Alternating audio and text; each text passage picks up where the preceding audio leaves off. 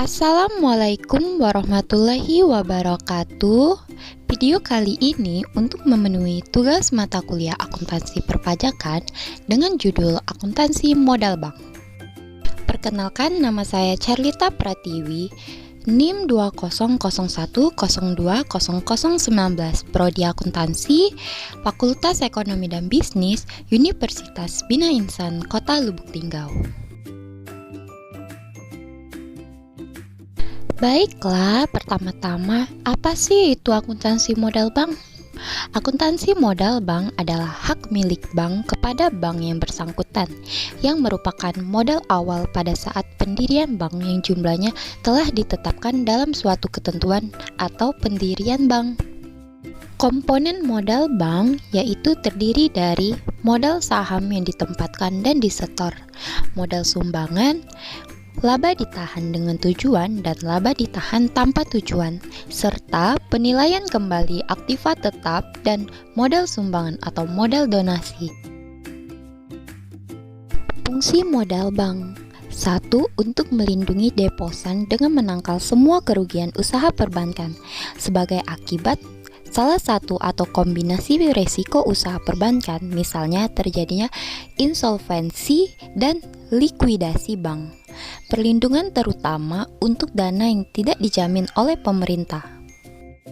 Yang kedua, untuk meningkatkan kepercayaan masyarakat berkenaan dengan kemampuan bank untuk memenuhi kewajiban yang telah jatuh tempo dan memberikan keyakinan mengenai kelanjutan operasi bank meskipun terjadi kerugian. Yang ketiga, untuk membiayai kebutuhan aktiva tetap seperti gedung, peralatan, dan sebagainya. Dan yang keempat, untuk memenuhi regulasi permodalan yang sehat menurut otoritas moneter. Prinsip dasar manajemen modal bank. 1. Menyusun rencana keuangan secara menyeluruh. Dalam penentuan modal bank perlu perencanaan menyeluruh terhadap aspek keuangan bank. Proses perencanaan tersebut dimulai dari analisis kinerja bank yang bersangkutan. Kekuatan, kelemahan, peluang, dan tantangan perlu menjadi pertimbangan manajemen bank. Dalam hal ini, bank perlu mengidentifikasikan variabel-variabel pokok yang dianggap sangat vital dalam operasional bank. Variabel vital tersebut umumnya berupa perkiraan penghimpunan dana pihak ketiga yang dapat dihimpun dari masyarakat, misalnya tabungan, giro, deposito, dan kewajiban segera lainnya. Variabel lainnya yang tidak kalah penting adalah kualitas sumber daya manusia yang akan menggerakkan bank. Kemampuan sumber daya manusia di bank tersebut perlu disiapkan. Yang kedua, modal bank yang optimal atau memadai. Penentuan modal bank yang memadai adalah pekerjaan yang tidak mudah. Dalam perspektif teori keuangan, posisi modal bank itu bisa dilihat dari posisi leverage-nya. Hal ini bisa dipahami karena karakteristik unik bank itu sangat gearing atau mempunyai leverage yang sangat tinggi, atau modal relatif kecil yang tercermin dari rasio hutang terhadap modal. Dalam pandangan ilmu keuangan, semakin tinggi utang semakin baik untuk nilai perusahaan. Namun, pada titik tertentu akan menimbulkan biaya kebangkrutan. Oleh karena itu, posisi modal yang optimal diperlukan. Yang ketiga, pemenuhan modal dari internal bank.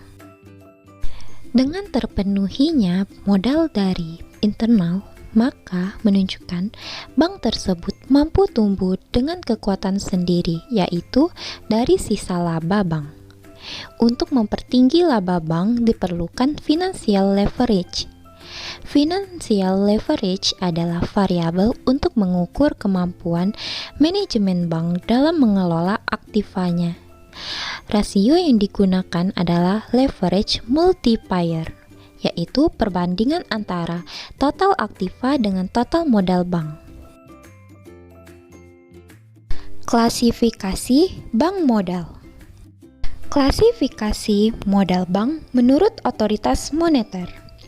1. First tier capital, yaitu modal utama yang tertanam di bank tersebut. Kedua, second tier capital, yaitu sejumlah dana modal yang bukan bersumber dari pemilik memegang saham bank tersebut.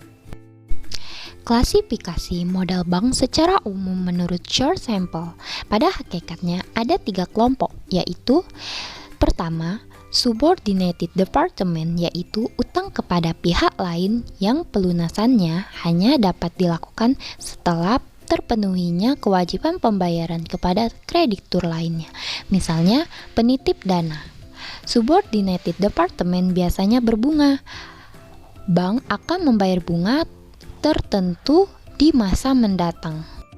Yang kedua, free float stock, yaitu sejumlah dana tertentu yang ditanamkan oleh pemilik saham yang kewajiban untuk membayar dividen dalam jumlah tertentu hanya dapat dilakukan setelah terpenuhinya pembayaran kepada penitip dana atau deposan. Yang ketiga, common stock, yaitu modal dasar yang dimiliki oleh suatu bank yang biasanya terdiri dari dana saham, harga saham di atas pari, cadangan modal, dan laba ditahan. Pembagian jenis modal bank di Indonesia dapat diklasifikasikan sesuai Standard Bank for International Settlements, yaitu 1. Modal inti atau Tier 1. Modal inti merupakan modal yang disetor para pemilik bank dan modal yang berasal dari cadangan yang dibentuk ditambah dengan laba yang ditahan. Porsi terbesar modal inti terletak pada modal saham yang disetor, sedangkan selebihnya sangat tergantung pada laba yang diperoleh dan kebijakan rapat umum pemegang saham.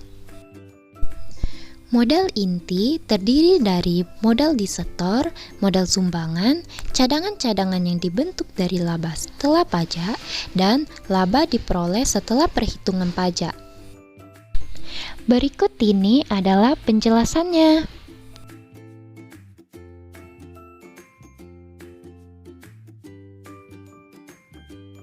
Berikut ini adalah contoh transaksi pada modal inti.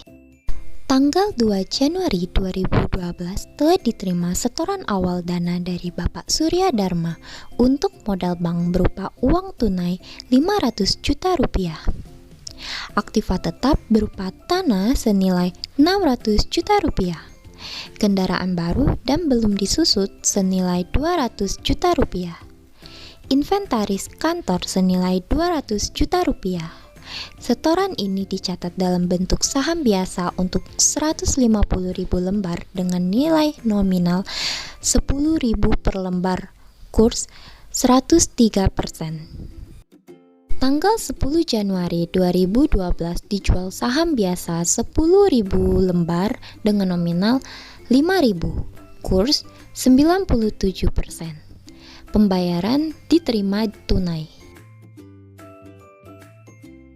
Berikut ini adalah jurnal dari transaksi yang ada pada soal sebelumnya.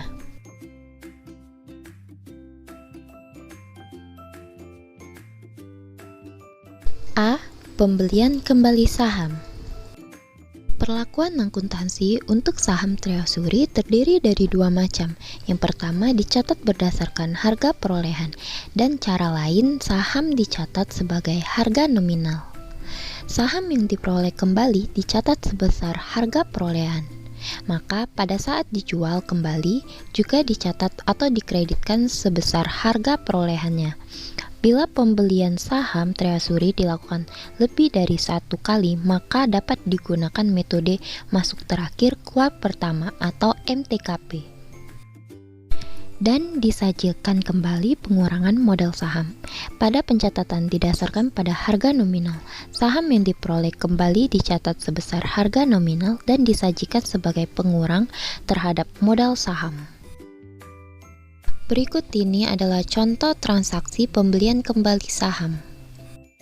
Tanggal 1 Juni 2012, Bank ABC melakukan emisi saham biasa 100.000 lembar dengan nominal 5.000 rupiah per lembar, kurs 106. Tanggal 30 Juni 2012, Bank ABC membeli kembali 10.000 lembar sahamnya dengan kurs 103. Tanggal 30 Juli 2012, Bank ABC menjual kembali saham Treasury sebanyak 10.000 lembar dengan kurs 104. Tanggal 1 Agustus 2012, Bank ABC menjual kembali 10.000 lembar saham Treasury dengan kurs 96. Jurnal untuk transaksi ini adalah berikut ini adalah jurnal dengan metode harga perolehan. Pada tanggal 1 Juni 2012, kas diletakkan di debit dengan 530 juta rupiah. Modal saham sebesar 500 juta rupiah dan agio saham diletakkan di kredit dengan 30 juta rupiah. Pada tanggal 30 Juni 2012, saham Treasury sebesar Rp51.500.000 dan kas sebesar Rp51.500.000. Pada tanggal 30 Juli 2012, kas sebesar Rp52 juta. Saham Treasury Rp51.500.000. Tambahan modal sebesar Rp500.000. Pada tanggal 1 Agustus 2012, kas sebesar Rp48 juta. Tambahan modal sebesar Rp3.500.000 dan saham Treasury Rp51.500.000. Yang kedua, dengan menggunakan metode harga nominal. Pada tanggal 1 Juni 2012, kas sebesar Rp530 juta. Modal saham sebesar 500 juta dan agio saham sebesar 30 juta rupiah. Pada tanggal 30 Juni 2012, saham Treasury sebesar 50 juta rupiah dan agio saham sebesar Rp1.500.000 dan kas sebesar Rp51.500.000. Pada tanggal 30 Juli 2012, kas sebesar Rp52 juta dan saham Treasury sebesar Rp50 juta dan agio modal saham sebesar Rp2 juta. Dan pada tanggal 1 Agustus 2012, kas sebesar Rp48 juta, agio modal saham sebesar Rp2 juta, dan saham Treasury-nya sebesar Rp50 juta. B. Penarikan kembali saham Treasury. Saham Treasury yang ditarik kembali berarti saham tersebut tidak diedarkan kembali. Perlakuan akuntansinya untuk saham Treasury yang ditarik tergantung metode pencatatannya. Bila berdasarkan harga perolehan, sebagaimana kita perhatikan sebelumnya bahwa bank tidak mengakui kenaikan ataupun penurunan modal dari saham Treasury yang diperoleh, maka kenaikan harus diakui pada saat saham tersebut ditarik kembali. Bila pencatatannya didasarkan pada harga nominal, maka bank telah mengakui kenaikan atau penurunannya, sehingga pada saat penarikan tidak perlu mengakui selisih atau kenaikan atau penurunan tersebut. Berikut ini adalah contoh transaksinya. Misalkan setelah terjadi transaksi pembelian kembali saham Treasury di Bank ABC pada tanggal 30 Juni 2012, Bank ABC menyatakan menarik 10.000 lembar saham Treasury tersebut pada tanggal 15 Juli 2012. Maka pencatatannya adalah, bisa kita lihat berikut ini adalah perbedaan antara metode harga perolehan dengan metode harga nominal.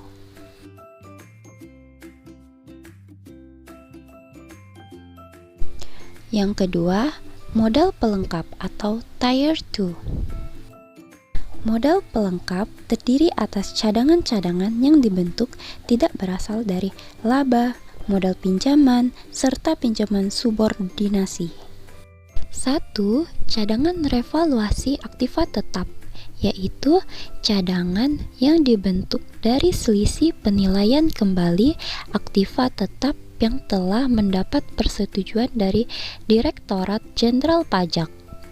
Kedua, penyisihan penghapusan aktiva produktif yang dibentuk dengan cara membebani laba rugi tahun berjalan dengan maksud untuk menampung kerugian yang mungkin timbul sebagai akibat dari tidak diterimanya kembali sebagian atau seluruh aktiva produktifnya.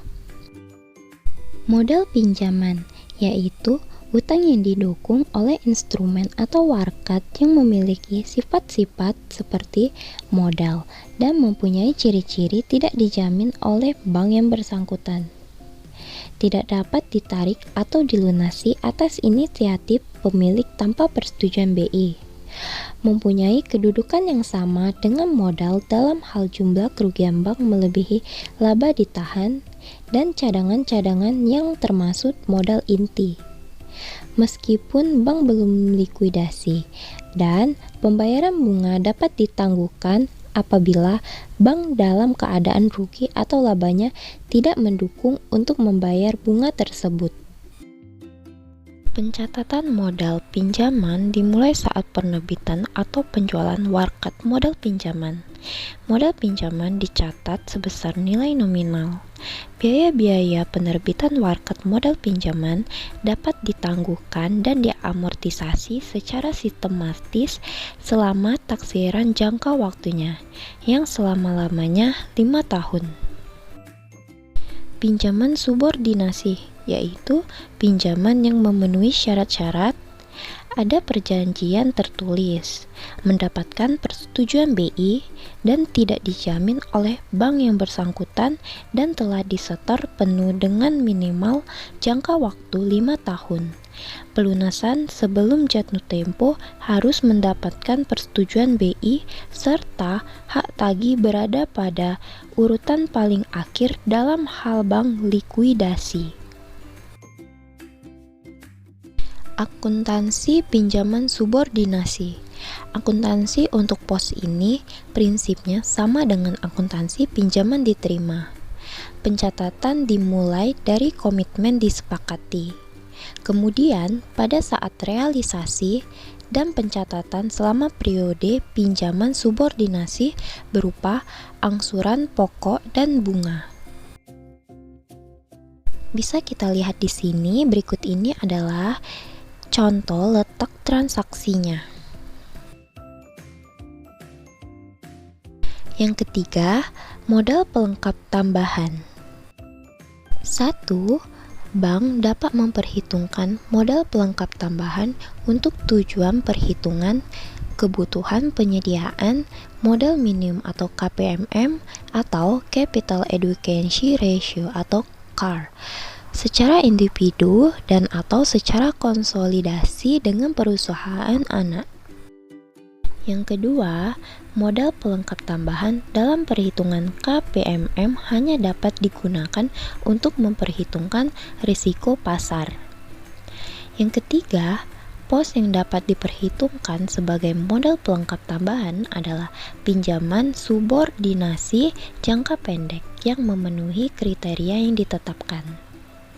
Yang keempat, modal pelengkap tambahan untuk memperhitungkan rasio pasar hanya dapat digunakan dengan memenuhi kriteria 1. Tidak melebihi 25% dari bagian modal inti yang dialokasikan untuk memperhitungkan risiko pasar. Yang kedua, jumlah modal pelengkap dan modal pelengkap tambahan paling tinggi sebesar 100% dari modal inti. Yang kelima, modal pelengkap yang tidak digunakan dapat ditambahkan untuk modal pelengkap tambahan dengan memenuhi persyaratan pada poin 4 ini.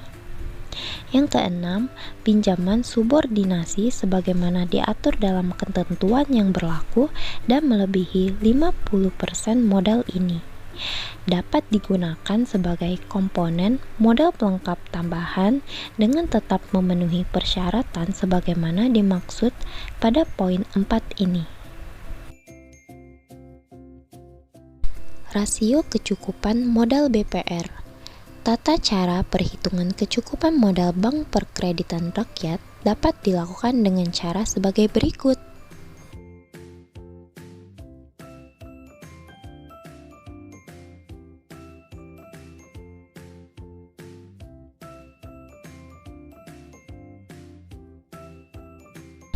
Baiklah, perhitungan kebutuhan modal minimum Bank Perkreditan Rakyat dilakukan dengan cara sebagai berikut.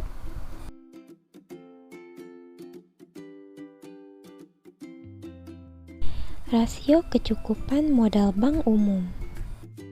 Perhitungan rasio kecukupan modal pada bank umum memiliki perbedaan dengan tata cara perhitungan rasio kecukupan modal bank pada BPR. Pada bank umum, untuk menentukan kecukupan modal perlu memasukkan risiko pasar. Untuk menentukan besar risiko pasar dalam perhitungan kecukupan modal dapat menggunakan metode standar dan metode internal. Penggunaan metode standar dalam perhitungan kewajiban penyediaan modal minimum bank umum dengan memperhitungkan risiko pasar dituangkan dalam Surat Edaran BI nomor 933 DPNP tanggal 12 Desember 2007.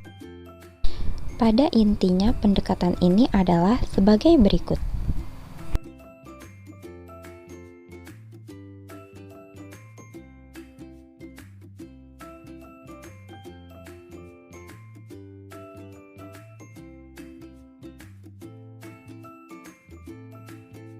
Baiklah, ini saja yang dapat saya sampaikan.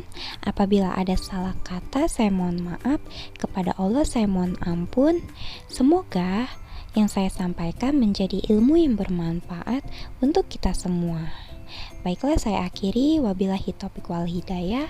Wassalamualaikum warahmatullahi wabarakatuh. Bye-bye.